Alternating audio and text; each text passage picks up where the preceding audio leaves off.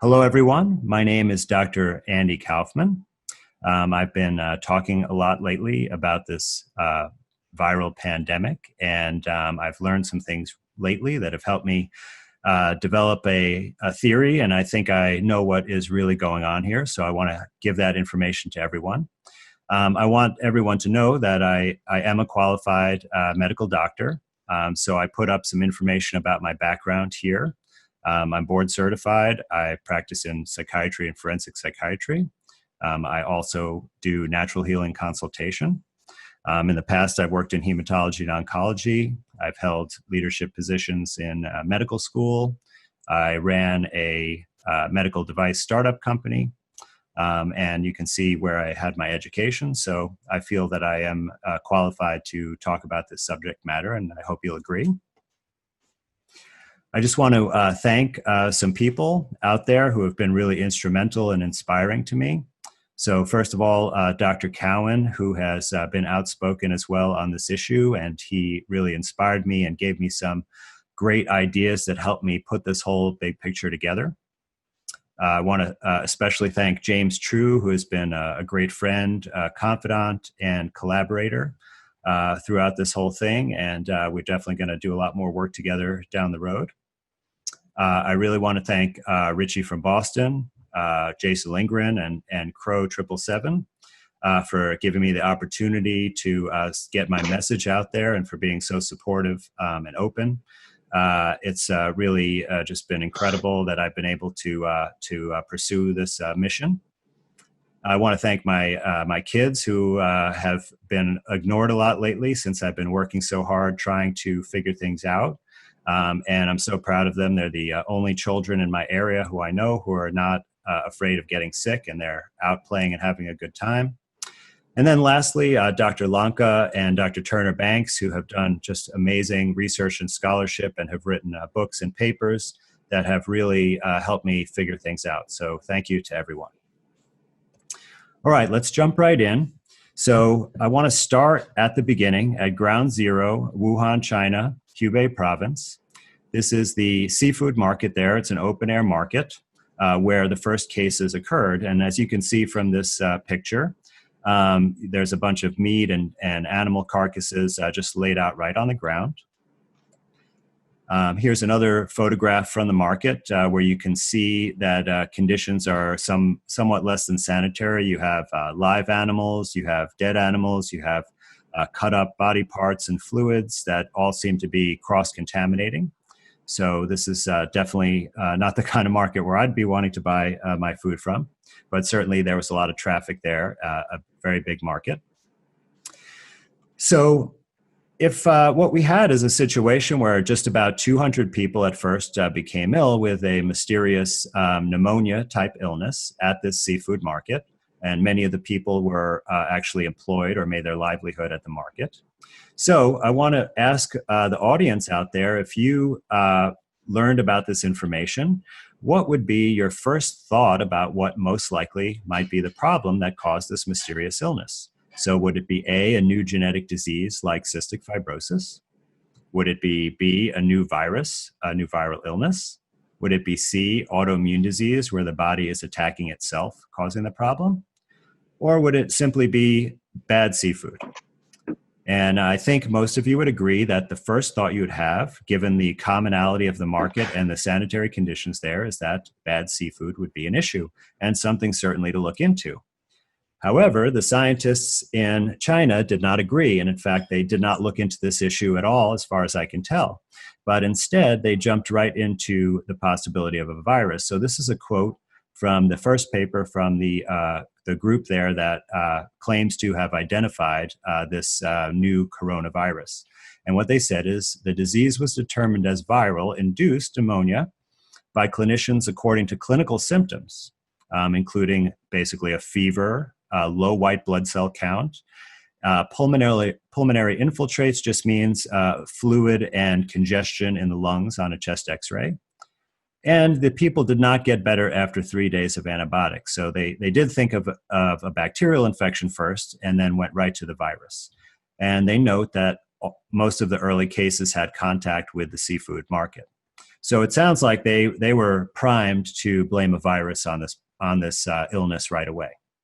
So how did they actually claim to have proved that a virus caused this illness? So what they did is they took only seven out of the almost 200 initial patients who were sick, and they stuck basically a fiber optic camera, like a long tube, down their windpipe into their lungs, and then they squirted a bunch of fluid in there and mixed it around, and it collected whatever debris or cells or chemicals were in the lungs, and then they sucked it back up. And they did take some other body fluids. They did take blood. They took oral swabs and nasal swabs, but is the lung fluid where they really found think they found what they were looking for. So when they took this lung fluid out, they did not first try to find a virus in there and separate it out and purify it. But the first thing they did was find and separate some kind of genetic material. Quite an interesting strategy. And what they found was some RNA. But I'll tell you that in our bodies, at any given time, there is some free genetic material circulating around our blood and body fluids. And in addition to that, there are genetic material contained in various types of structures. So there's various types of vesicles, essentially just small little sacs of fluids that sometimes contain genetic material. There's also the normal bacteria that live in our body, including in the lungs, and they have genetic material. So there are quite a number of different sources of genetic material.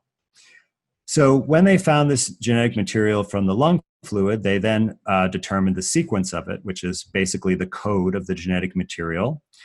So they determined all of the base pairs and the order of that sequence. And then they rushed to rapidly develop a diagnostic test, which is a qualitative PCR, and I'll discuss that a little bit more in a moment. So in other words, before they really proved anything, they already developed a test. Okay, so why didn't they purify the virus, and how do they know what the source is of that genetic material? So it turns out that I was looking in a related area, and I found this study from last summer. And this study was trying to also develop a diagnostic test, but for lung cancer. And essentially, they used the same exact procedure. So they got the lung fluid in the same way with that bronchoalveolar lavage, and they collected that fluid. And out of that fluid, they isolated genetic material, and they sequenced that and they called it a possible biomarker, and this could be a test for lung cancer. So I thought it was quite interesting and coincidental that the same exact procedure was developing a diagnostic test for lung cancer as was developing a diagnostic test for this pandemic pneumonia. So let's look a little bit more in detail at this test. So this is that RT-PCR stands for, it's a mouthful, but it's reverse transcription polymerase chain reaction. And the RT part refers to that we're using it to amplify RNA rather than DNA. If we were using it to amplify DNA, it would just be called PCR. Okay. Now, I'll tell you some important things about this test. So the most important thing is it's not actually testing for the virus itself, it's testing for a sequence of RNA. Now, that sequence of RNA may be present in a virus, but it also may be present in other things. And so I'll give you an example, and I think I mentioned this before, but let's say we had a person that we wanted to identify. Okay, so James, I'm going to use you this time. So we want to be able to identify James out of a crowd, and we're going to send him to Yankee Stadium to a baseball game. But we're not going to look for James's face or any other part of his actual body. Instead, we're going to use a surrogate marker just like they're using for this test. So we're going to put a cap on James's head. And now we're not going to use the typical navy blue Yankees hat because there are going to be a million people with that, right? So we got a unique Yankees hat with pinstripes on it. So it's white with blue pinstripes. And we're going to have him put that hat on and then go into the stadium and disperse amongst the crowd. And then we have a team of 10 people that we're going to send out into the stadium looking for that hat. Okay, so we do this procedure, and lo and behold, what happens is we actually find 6 of these hats. Okay, so 6 out of 10 people find someone wearing this hat. So we go and identify if any of those people are James. And it actually turns out that none of them are James, because James doesn't like wearing hats. So once he got in the stadium, he gave his hat to some kid who would have liked it, and that was one of the 6 people that we found. So you see that when you are looking for something that's not exactly the thing you're looking for, but it's something that's associated with that thing, you have to really understand the relationship between what you're looking for and that thing. So in other words, we had to ask James, will you be comfortable wearing this hat the whole time, right? And then we also have to know, did other people buy this hat, or is this a one-of-a-kind hat? Right? So you can see it can be very misleading. We can get a lot of false results by using this type of method. So in order to mitigate that, and by the way, this concept was just drilled into us in medical school, that whenever you're evaluating a new test, that you need to compare it to the gold standard. And that's how you know if it's actually valid. So with this COVID-19 test, there has not been any gold standard test that this has been compared to, because the supposed COVID-19 virus has never been purified and visualized. So in other words, if we were able to take people who are ill with this pandemic pneumonia and take their lung fluid, and from that purify out a virus particle that we could identify, and once we purified that, we could actually take the genetic material right from that particle, so we know that it came where it came from. We know it didn't come from anywhere else, because now we have a pure sample of only these particles. Then we would be able to have a gold standard. And so the way you would test this PCR is you would have a group of sick patients, and then you would have a control group of healthy patients. You would perform the gold standard test, so you'd be able to identify the virus out of each of those patients. And then you would compare the results of the PCR test to that gold standard. And that is really critical, because it would allow you to determine or calculate an error rate, because no test is perfect. It's also very, very important that you have that control group, because that control group would not have the virus present at all, and would also should have a negative PCR test. And that's very important in order to help you calculate these error rates. So one example of a type of error that I think we'd be very concerned about with this test, because we don't want to be mislabeled as being positive for this alleged virus and then risk being quarantined or perhaps even detained. So we want to know the accuracy. Now, there was a paper that came out where they had to estimate the false positive rate, because you can't calculate it since there's no gold standard to compare it against. And they actually reported an estimated rate of 80% in people without symptoms. So what that means is, if you got tested, let's say you were exposed to somebody who tested positive, or you traveled or something like that, and you want to get tested, or you're asked to get tested, there would be 4 out of 5 times that there was a positive result, there would actually be no illness.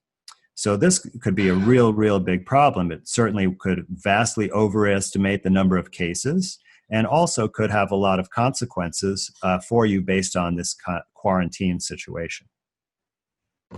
So just to talk generally about what the PCR test, because there's actually additional error even beyond what I've described. So what this test does is it's really just an amplification strategy. And the reason this is necessary is because we're kind of looking for a needle in the haystack. We might only find a few copies of this genetic material, and if there's only a few copies, we just can't detect it out of all of the other stuff that's in the fluid. So what this does is it's a reaction that actually replicates the strand of RNA, and it makes a copy. So it makes from 1 to 2. So you would run a cycle of this reaction, and you'd go from, say, 1 copy to 2 copies. Then you would stop the reaction and then start another cycle by adding some more materials, and then you go from 2 to 4 and repeat it again, 4 to 8, and so on and so on. And this is an exponential or a binomial expansion. And if you look at the black curve on the graph here, you'll see that's what that represents. So, generally speaking, when you're using this test, you want to carry out approximately between 25 and 35 cycles in order to get enough amplification that you can see what you're looking for. If you go too much beyond that, what happens is you end up amplifying the noise. So it seems to be generally represented that the absolute maximum number of cycles that you could do and still get an accurate result is 45. And that's exactly the number of cycles that is recommended for this COVID-19 PCR test. So it's right at the upper limit. And I'm going to share this quote with you from another article about PCR. It says, what PCR does is to select a genetic sequence and then amplify it enormously. It can accomplish the equivalent of finding a needle in a haystack. It can amplify that needle into a haystack. Like an electronically amplified antenna, PCR greatly amplifies the signal, but also greatly amplifies the noise. Since the amplification is exponential, the slightest error in measurement, the slightest contamination, can result in errors of many orders of magnitude. So this is not a very accurate test, especially when you're pushing the number of cycles to get so much amplification. Just a slight mistake can result in false positives. And I think that's what we've been seeing. So I'm going to change gears now a little bit and talk about something different, something that most of you have never heard of whatsoever, and it's called exosomes. And I'm going to talk about what they are and why they're relevant for this discussion. So exosomes are something that is naturally occurring in the body. So I have this diagram here, and if you look at the top right of the diagram, you'll see that this is a normal cell here outlined, and inside the cell you have these vesicles.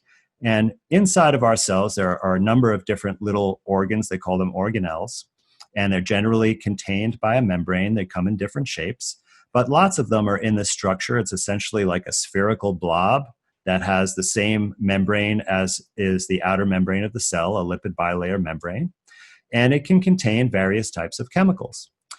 Now, this is a specific type of vesicle that will end up merging with the cell membrane at the surface under certain conditions and release these exosomes out into the extracellular fluid, and they'll get into the circulation and be distributed around the body. So while they're inside the cell, they're called MVEs, which stands for multivesicular endosomes. So in other words, they have a bunch of exosomes or vesicles inside them. And they release these on a regular basis, just day to day. And there are many things, though, that can induce this process and accelerate it and increase the number of exosomes that it releases outside of the cell. And so these exosomes leave the cell, and you see they have these little squares on them. And these little squares are like a lock. And what they do is they go around the body through the circulation, and they're looking for the right key to fit their lock. And that's called the target cell. And depending on what kind of cell releases them, they might have different keys and different locks, so they're targeted to different parts of the body. And these are mostly thought to involve communication. So communication between one cell and another cell, between one part of the body and another part of the body. And they can have many functions in this communication, which I'll get to momentarily. So here on the left, this is an electron micrograph, or a picture from an electron microscope of exosomes. And you can see here an exosome budding out of the cell. And it's essentially a spherical or circular, this is a cross section, so this is like a slice of the tissue, where on the periphery there are like these kind of globular densities or little dots or circles, right? And inside the cell here where it says MVB, these are the same as MVEs. That's where all these exosomes are when they're inside the cell before they bud out. Okay, and now we have a picture on the right which allegedly shows this COVID-19 virus. And you can see that there are these vesicles budding out of the cell in a circular shape with these globular dots on the periphery. So essentially, it's the same thing. Now, you might think that this looks a little bit fuzzier on the exosomes and it looks a bit sharper in this picture. And I want to tell you that the reason for that is because when you're cutting these thin sections of tissue to make these slides, you're using this device called a microtome. It's like a vibrating razor blade. And it's technically difficult, and sometimes the tissue doesn't cooperate well, or sometimes the person is less skilled, and you might not have a perfect slice. On this COVID-19 slide, this is, I've not seen a better slice than this. It's absolutely perfect. The one on the left is a little bit thicker, and so that's why it looks a bit fuzzier and less sharp, but essentially you're seeing the same exact thing. And I want to take a look at the same comparison when we see both of them inside of the host cell. Okay, so on the bottom left here, this is a COVID-19 cell. And you see right here is supposedly this is the virus particle inside the cell. And once again, you see a circular shape. And inside, you see these round globular aggregates. Okay, now look at the top right. And this here is showing you this is less magnification, and this is actually a nerve cell. And this is the MVE. So these are a bunch of exosomes inside here. And you see a circular structure filled with these globular particles. So once again, same thing, also same size, both about 500 nanometers in diameter. Okay, you see the scale lines here, so you can see for yourself. So now we have a series of 2 comparison photographs under electron microscope of the virus and an exosome outside the cell, and a virus and an MVE inside the cell, and you can see that they are identical in appearance. So let's look at actually some physical parameters of these and continue our comparison. So I've mentioned a little bit that they are roughly the same size when they're inside the cell, same size when they're outside the cell. Now there is some variability here. I've looked at lots of these photographs, and I see in both cases there is some variability in the size. So these numbers are not precise, but in every case they are essentially compatible in their range of sizes. Now also the receptor, now this is a key thing. Now remember I mentioned that lock and key mechanism. Well, actually with the COVID-19 papers, they have discovered that on its surface it has a receptor for ACE2. Now ACE2 is an angiotensin converting enzyme. It's an enzyme in our bodies. One of its functions is that it works with the kidney to regulate blood pressure, and there are blood pressure medications that inhibit this enzyme. But in this paper, what they said is that this receptor is actually how the virus invades the cells. Now, I also was able to find a paper where they've identified exosomes coming from our own body that also use the ACE2 receptor as their lock and key mechanism to find their target cells. So exosomes and COVID-19, the same exact receptor on their surface targeting the same exact cells. Now, these both contain genetic material, and it's both in the form of RNA. No DNA, only RNA. And these structures are both found in the lung fluid. So the lung cancer test that I showed you earlier found exosomes in that fluid, and the lung fluid showed the COVID-19 as well. So you can see that the more we take out this comparison forward, we see that they're essentially the same in every important way.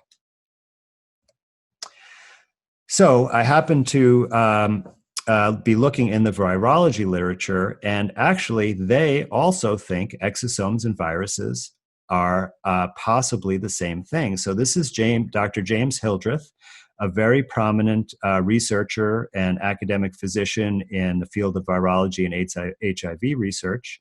He's currently the president and CEO of Meharry Medical College, but he was a full professor at Johns Hopkins, and he wrote this paper with 2 of his colleagues there. And what he said, and I quote, "The virus is fully an exosome in every sense of the word." Now, this was just a great confirmation for what I was already thinking, and I was kind of blown away when I read this in the paper, because this was one of the last papers I looked at to find this after I'd already come to the same conclusion. It really helped validate my opinion. So what is it that causes us to make more of these exosomes and throw them out into our circulation? So it turns out that almost every type of insult to the body would actually cause this process to occur. So toxic substances, and I found several papers looking at this. Some of them looked at environmental toxins, such as heavy metals like arsenic, and organic chemical toxins. Also found evidence about bacterial toxins, and I have a slide that I'll show you in a minute. So there's clearly has a role in the communication or possibly removal of toxic substances that damage our cells.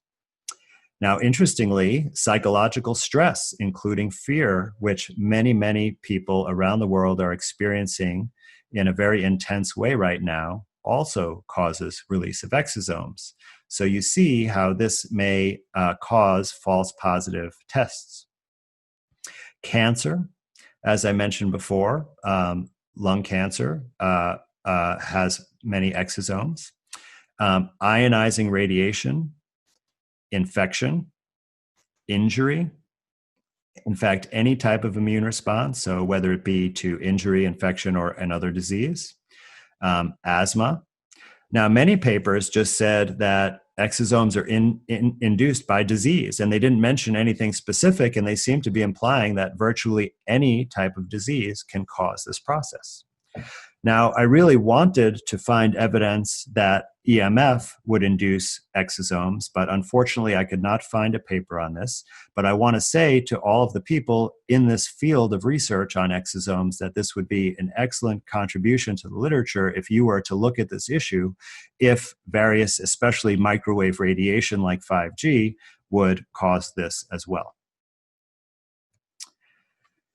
So I want to talk about the second paper, because this is going to help us merge these two ideas of a virus and an exosome, and are they the same thing?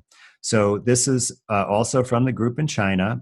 This one is published in the New England Journal of Medicine, and they had a slightly different protocol, but essentially it was very similar. So what they did is, once again, they did that procedure to get the lung fluid, and then they centrifuged it and just took the fluid. So any cells from the host, like any lung cells that might be in there, or bacterial cells, would be stuck in a pellet in the bottom of the test tube, and they just took the fluid off the top, assuming that if there were viral particles, they'd be in that fluid. But they didn't actually then try to purify the virus out of that fluid. Instead, they mixed it with cells that they took from a person who had lung cancer surgery, and they incubated it with the lung cancer cells. Now, you remember I said earlier, and I showed experimental evidence, that lung cancer cells make exosomes. So when they then purified particles after incubating this fluid with the lung cancer cells and then examined them under the microscope, well, were they looking at viral particles, or were they looking at exosomes? And I have two images below, and one is supposedly the viral particle from this paper, and the other is an exosome. Can you tell the difference? Here is another slide showing the functions of exosomes as they can remove toxins. So in the upper right here, these green cells are actually bacteria. And by the way, this image, all electron micrograph images are always in black and white. If you see an image like this has been colorized after the fact, and they did that to help you identify what is what. So I think this is actually quite a nice approach, and this is a real slide. It's very different from some of the slides that you've seen that are just computer graphics that are made by an artist. So these particles that they colored purple are the toxins released by the bacteria, and if they were allowed to contact the cell membrane, they would actually bore little holes in there, and the cell's contents would leak out and it would die. So what's happening is that the cell put out these yellow exosomes once it realized these toxins were there, and you see they're all budding out of the central area of the cell, and you can see they're basically swallowing up the little toxin particles. And so in this experiment, what they actually did is that they found that when they mixed cells with the bacteria, if the cells put out the exosomes that ate up the toxins, then the cells survived. If the cells were mixed with the bacteria and they did not put out the exosomes, then the cells died. So this was done, in a petri dish, not in a person, but so we can't say for sure, but what this is really telling us is that these exosomes help us clear these toxins so that they don't damage our tissue. So a very important function. I also wanted to take a quick look because there have been some recent reports that people who have been ill are having rapid recoveries with a couple of non-traditional treatments. Like, these are not things that would typically be thought of by the medical establishment to use for a quote-unquote viral illness. But there are certainly reports. There was a doctor in New York City who claimed that he cured several hundred patients with hydroxychloroquine. I think he combined it with zinc. Now, hydroxychloroquine was originally a drug for malaria, but it's used in the United States primarily for diseases like rheumatoid arthritis and lupus. And it is not known how it works in those illnesses. And in my experience, it doesn't really work at all in those illnesses. However, there has been a bunch of research trying to figure out what this drug does. And I read a review paper on this, and I found quite an interesting thing. So there are studies that show that this drug can release lysosomal enzymes. So I'll tell you that the lysosome is basically the garbage dump of the cell. So it's another one of these vesicles or sacs, and it has all these enzymes that basically just chew everything up, similar to what happens in your gut when you're digesting food. And any trash that is not working anymore, right, like proteins that have degraded or DNA that was copied in error or things like that, they get sent to the lysosome for destruction and recycling. So it breaks it down into the basic constituents and then is able to send it back to the factory part of the cell where it could be reused to make new molecules. But in the case of this drug, what it actually does is release these enzymes out of the compartment in the cell and into the cell cytoplasm. And this can actually be quite damaging to the cell itself. However, if the cell has been inundated with some kind of toxic substance, these enzymes could help break that down so that the cell could survive. So I think that may be actually how it's helping these patients. Now, vitamin C is the other one that has been reported to be quite successful. And a lot of people think that vitamin C really works by, quote unquote, boosting the immune system. Now, it does have an effect on some of the immune regulatory function, but I do not feel that that's really how it helps in these conditions. In my opinion, it is the antioxidant properties of this drug and possibly the blood thinning qualities that is what really helps this illness. So when you have a toxic exposure, oftentimes that toxin will cause what's known as oxidative stress or free radicals. And we're all familiar with, that it's recommended to take antioxidants and, eat special kinds of berries and things like that. But not too many people understand what that's really doing. But what it does is it kind of acts like a neutralizing sponge for these free radicals. It just soaks them up and quelches them. And what the free radicals do is they have like a chain reaction. It's like they tag someone and make them a free radical and tag the next person and make it a free radical. And then all these molecules end up falling apart and making a huge mess. And the cells can't function. So the vitamin C stops that process dead in its tracks and reduces that damage and prevents further damage. And in my opinion, that's how it works for this type of acute illness. All right, so I'm going to tie this all together, everything I've told you tonight, into what I think is really going on here. So what I think is happening is that, first of all, as I've reported quite a bit, there are really not pandemic levels of people getting sick and dying from whatever's going on. The numbers are far less than a typical flu season. However, there clearly are some people who are getting sick. What I believe is causing this illness is that there is some kind of insult that occurs that causes the damage, and then there is a reaction to it, which is the production of exosomes. And when we are testing for this supposed virus, we are actually testing for these exosomes, which confirms that there's some kind of unhealthy process going on in the body. Now, I talked about the things that can cause production of the exosomes, and I believe that those represent the cause of the illness. And I think that the possibilities are that there is some kind of poison. Certainly, there's lots of precedent for a pneumonia-type illness coming from inhalation of toxic substances. There could be the stress and fear could be the cause. It could represent a regular flu or pneumonia or even a bad cold, and whatever causes those would be the same cause.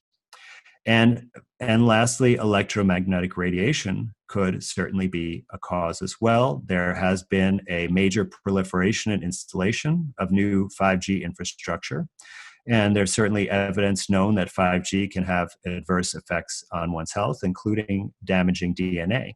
And that evidence actually comes from Los Alamos National Laboratories when they've studied microwave and radiation like they use in the body scanners in the airport. And I think it's quite possible that there is not one toxic exposure, but there could be different causes of this illness in different areas, or perhaps even in the same area between different people, that this may not be a uniform cause of the illness, but it does cause a similar constellation of upper respiratory symptoms. And these symptoms are not extremely specific. All of these illnesses, I could list off probably 20 different illnesses that would cause a cough, possible shortness of breath, a fever, and suppress your white count. So there could be several different causes of this, but I do not see any conclusive evidence whatsoever that there is any virus. And certainly you could see that the exosome and the virus are essentially indistinguishable from each other. So let me just reiterate that. So there is some sort of insult or toxin that you're exposed to, it causes illness, and then that stimulates your own cells to induce and produce and put out these exosomes, because they will send the important signal to your body on how to handle this problem. And part of that is they will actually eat up and, like a sponge, soak up these toxins so that they can be safely removed from your body so that you can recover.